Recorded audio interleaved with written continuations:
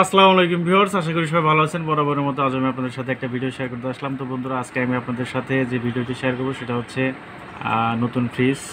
দেখতে পাচ্ছেন আমার সামনে নতুন একটা ফ্রিজ। তো এই নতুন ফ্রিজ বাসায় আনার পরে ফ্রিজটা কিভাবে অন করবেন এবং কিভাবে অন করতে হয়, কিভাবে ফ্রিজ ব্যবহার করতে হয় সেই বিষয় নিয়ে আজকে আমি আপনাদের সাথে কথা বলার চেষ্টা করব। তো বন্ধুরা, দেখতে পাচ্ছেন এখানে লেখা আছে আমার একটা ফ্রিজ, যেটা 333 লিটার। তো এই ফ্রিজটা আমরা এখন এটা কিভাবে লাইন দিতে হয় বা ফ্রিজে লাইন দেওয়ার পূর্বে যে কাজগুলো করে নিতে হয় সেই বিষয়ে আমি আপনাদের সাথে আজকে কথা বলবো। তো বন্ধুরা, প্রথমেই যে কাজটি করতে হবে, ফ্রিজটি আপনি বাসায় আনার মিনিমাম 2 ঘন্টা পরে এটাতে কানেকশন করবেন। কারণ ফ্রিজটা যখন আপনারা বাসায় নিয়ে আসেন তখন কিন্তু ফ্রিজটা নড়াচড়া করার কারণে গ্যাস পাইপের ভেতরে গ্যাসগুলো একটু মুভিং হিসেবে থাকে। তো যার কারণে যখন লাইন দেওয়া হয় তখন দেখা যায় যে গ্যাস লাইনে প্রবলেম হতে পারে। যার কারণে যখন আপনার মিনিমাম 2 ঘন্টা পরে দেখা যাবে যে গ্যাসগুলো একটু স্থির অবস্থায় থাকলো, তারপর আপনারা এটাতে ইলেকট্রিক বা বিদ্যুৎ সংযোগ দিলেন। তো বন্ধুরা, দেখতে পাচ্ছেন আমার সামনে যে ফ্রিজটি, এখন আমরা যেভাবে এটি অন করব বা অন করার পূর্বে নতুন ফ্রিজে যে করণীয় বিষয়গুলো আছে সেই বিষয়ে আমি আপনাদের সাথে কথা বলবো বা কাজ করে দেখানোর চেষ্টা করব। তো প্রথমে আমি যে কাজটি করব, একটা গামছা, দেখতে পাচ্ছেন আমার এখানে একটা বালতি নিয়েছি, এই বালতির ভিতরে একটা গামছা চুবিয়ে নিলাম। তো এখন এই গামছা দিয়ে আমি ফ্রিজের সমস্ত ভেতরের সমস্ত অংশ এভাবে মুছে দেব। তো এভাবে মোছার কারণটি হচ্ছে, দেখতে পাচ্ছেন এই যে ফ্রিজের গায়ে যে পানির কণা লেগে যাচ্ছে, এখান থেকে কিন্তু মূলত বরফের সূত্রপাত হবে, এখান থেকেই বরফ তৈরি হবে। তো আমি এখন সম্পূর্ণ ফ্রিজটি, দেখতে পাচ্ছেন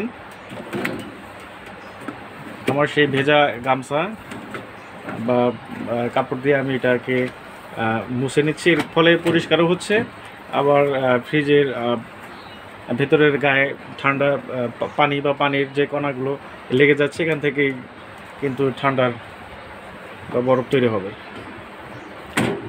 তো আমরা ফ্রিজের প্রত্যেকটি স্তর গামছা দিয়ে, ভেজা গামছা দিয়ে পরিষ্কার করে নিচ্ছি, প্লাস ভিজিয়ে দিচ্ছি। এটা একটা 333 লিটারের একটা ফ্রিজ। উপরে হচ্ছে ডিপ অংশ এবং নিচে হচ্ছে নর্মাল অংশ। এবং বন্ধুরা, দেখতে পাচ্ছেন যে এখানে বেশ কয়েকটা স্তর আছে, এই একটি স্তর, এই একটি স্তর, এই একটি স্তর, এটা আমার ডিপ সেকশন এবং নিচে আছে নর্মাল সেকশন। তো ভেজা গামছা দিয়ে ধোয়া মোছার কাজ প্রায় শেষ পর্যায়ে। এরপর আমরা বন্ধুরা দেখবেন আরেকটি কাজ করব, এবং কি কাজ করব বা সেটা কেন করব সেটাও ধারাবাহিকভাবে বলার চেষ্টা করব।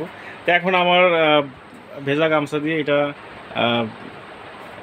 ধোয়া মোছা প্রায় শেষ পর্যায়ে। এখন আমি যেটা করব, এটা আপনারা করতে পারেন, সেটা লেবু অথবা মালটা বা কমলা এই ধরনের কোনো একটা ফল কেটে কেটে সেটা দিয়ে ফ্রিজ সম্পূর্ণ ঘষে নেবেন, যেভাবে ভেজা গামছা দিয়ে ঘষে দিলাম সেভাবেই। তো দেখতে পাচ্ছেন আমরা এখানে মালটা ব্যবহার করেছি, মালটাগুলো কেটে নিয়ে ফ্রিজের ভেতরের অংশে ঘষে ঘষে দিচ্ছি। এতে করে কি হবে, যখন আপনার ফ্রিজটা খুলবেন তখন দেখা যাবে যে ভেতর থেকে একটা সুগন্ধ বের হবে।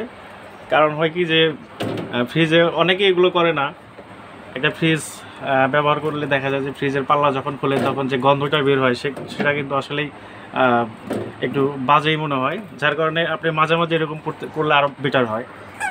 মালটা অথবা কমলা অথবা আপনার লেবু দিয়ে এরকম ভেতরে একটু মানে যখনই ফ্রিজ পরিষ্কার করবেন, ফ্রিজের আইস, অতিরিক্ত আইস যখন পরিষ্কার করবেন তখনই এগুলো আপনি করতে পারেন। তাহলে কী হবে, যখন আপনি ফ্রিজের পাল্লা বা দরজা যখন ওপেন করবেন তখন দেখবেন যে ভেতর থেকে একটা সুন্দর গন্ধ বের হবে।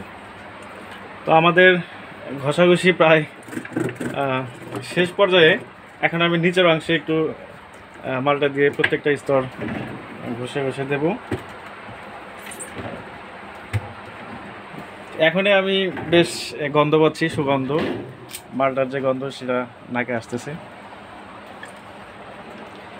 আর যখন ফ্রিজে অতিরিক্ত আইস জমা হবে তখন কিন্তু আপনারা কখনোই এই এক্সট্রা চামিচ বা সেই জাতীয় ধারালো চাকু এগুলো দিয়ে কখনো আইস পরিষ্কার করবেন না। আইস পরিষ্কার করার জন্য ফ্রিজ কোম্পানি, প্রত্যেকটা ফ্রিজ কোম্পানি আপনার আইস পরিষ্কার করার জন্য একটা ক্লিনার স্পুন দিয়ে থাকে। দেখতে পাচ্ছেন প্লাস্টিকের একটা চামচ, এইটা দিয়ে পরিষ্কার করবেন। এটা দিয়ে এই চামচটা দিয়ে আপনারা আইস পরিষ্কার করবেন। লোহা বা স্টিল জাতীয় কোনো চামচ ব্যবহার করবেন না, সেক্ষেত্রে কিন্তু বডি লিক হতে পারে, ফেটে যেতে পারে, কেটে যেতে পারে।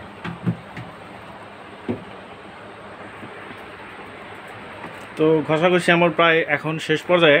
এখন আমি বন্ধুরা যে কাজটি করব সেটা হচ্ছে এই ফ্রিজে বিদ্যুৎ সংযোগ দেব। তো বিদ্যুৎ সংযোগ দেওয়ার আগে আপনাদের সাথে একটা জিনিস পরিচয় করে দিই, সেটা হচ্ছে, তো বন্ধুরা যে জিনিসটি দেখাতে চেয়েছিলাম সেটা হচ্ছে, দেখতে পাচ্ছেন এখানে একটা রেগুলেটর দেওয়া আছে। রেগুলেটর এটা হচ্ছে 1 হতে 7 পর্যন্ত এটার ভাগ করে দেওয়া আছে স্টেপ বাই স্টেপ, 1 2 3 4 5 6 7। তো এটা হচ্ছে আপনার ফ্রিজে কি পরিমাণ আপনার তাপমাত্রা দরকার, কি পরিমাণ ঠান্ডা বা কি পরিমাণ আইস দরকার, সেই অনুপাতে আপনার রেগুলেটর ইউজ করবেন। যেমন ফ্যানের ক্ষেত্রে আপনারা করেন যে গরম যে পরিমাণ হয়, আপনার শরীরে যে তাপমাত্রা বা যে পরিমাণ আপনার ঠান্ডা বাতাস দরকার সেই পরিমাণে কিন্তু আপনার ফ্যানের রেগুলেটর ইউজ করবেন। তো সেম এটাও সেরকমই একটা রেগুলেটর, আপনার কি পরিমাণ ঠান্ডা তাপমাত্রা দরকার সেই পরিমাণ মতো আপনি এটা ব্যবহার করবেন। এটা 1 থেকে 7 পর্যন্ত দেওয়া আছে। তো যাই হোক বন্ধুরা, ফ্রিজের প্রথমেই বিদ্যুৎ কানেকশন যখন দেব তার আগে আপনারা এটি সাথে দিয়ে রাখবেন, 1 থেকে নিয়ে সাথে, দেখতে পাচ্ছেন আমরা এখানে সাথে দিয়ে রাখলাম। তো আমি কানেকশন দেওয়ার পরে সাথে দিলাম, এবং এই কানেকশন দেওয়ার পরে আমি এটা মিনিমাম 4 ঘন্টা কোনো কিছু ফ্রিজের ভিতরে না দিয়ে আনলোড অবস্থায় রেখে দেব। তো এখন আমি ফ্রিজের পাল্লা বন্ধ করলাম। দেখতে পাচ্ছেন ফ্রিজের সাথে একটা স্টেবিলাইজার দেওয়া আছে, স্টেবিলাইজার এখানে একটা স্টেবিলাইজার দেওয়া আছে। দেখতে পাচ্ছেন আমার সামনে একটা স্টেবিলাইজার, একটা ডিজিটাল ভোল্টেজ স্টেবিলাইজার। তো স্টেবিলাইজার হচ্ছে, এটা হচ্ছে মেইন সুইচ দিলে এখানে লাইট আসবে। এটা হচ্ছে আমার ইনপুট ভোল্টেজ, মানে এটার ভেতরে কত ভোল্টেজ আসতেছে সেটা দেখাবে, এবং ফ্রিজে কত ভোল্ট যাচ্ছে সেটা হচ্ছে এইখানে দেখাবে। তো আমি সুইচটা অন করলাম। তো বন্ধুরা দেখতে পাচ্ছেন আমার ইনপুট ভোল্টেজ আছে কিন্তু 218 ভোল্ট, এবং সাপ্লাই ভোল্ট সেটা 220 ভোল্ট। এবং এই স্টেবিলাইজারের কাজটাই মূলত ভোল্টেজকে ঠিকমতো ফ্রিজে সাপ্লাই দেওয়া। ভোল্টেজ যদি কম থাকে বা হাই থাকে সেক্ষেত্রে ভোল্টেজটাকে সহনের পর্যায়ে বা 220 ভোল্ট দিয়ে ফ্রিজে দেবে। তো বন্ধুরা আমি তো এখানে সুইচ অন করেছি, এখন দেখা যাক ফ্রিজে পাওয়ার আসলো কিনা। তো বন্ধুরা দেখতে পাচ্ছেন ফ্রিজের ভিতরেও বাল্ব জ্বলে গেছে এবং ফ্রিজে লাইন আসছে। তো এখন এরকম বন্ধ অবস্থায় আমি এটাকে 4 ঘন্টা রেখে দেবো। 4 ঘন্টা পর আমি এটা খুলবো, তারপরে আবার সহনীয় পর্যায়ে বা রেগুলেটরের পাওয়ার 2 3 বা 4 প্রয়োজন মতো সেখানে নিয়ে আসবো। নিয়ে এসে আমি তারপর এটাতে লোড দেবো বা যে জিনিসপত্র রাখবো সেগুলো রেখে দেবো। তো বন্ধুরা এই হচ্ছে আমার আজকের ভিডিওটি ভালো লাগলে অবশ্যই আমার চ্যানেলটি সাবস্ক্রাইব করবেন, লাইক করবেন, কমেন্টে আপনাদের মতামত যাবেন, এবং এরকম প্রয়োজনীয় ভালো ভালো ভিডিও দেখতে পারবেন। ধন্যবাদ ভিডিওটি দেখার জন্য।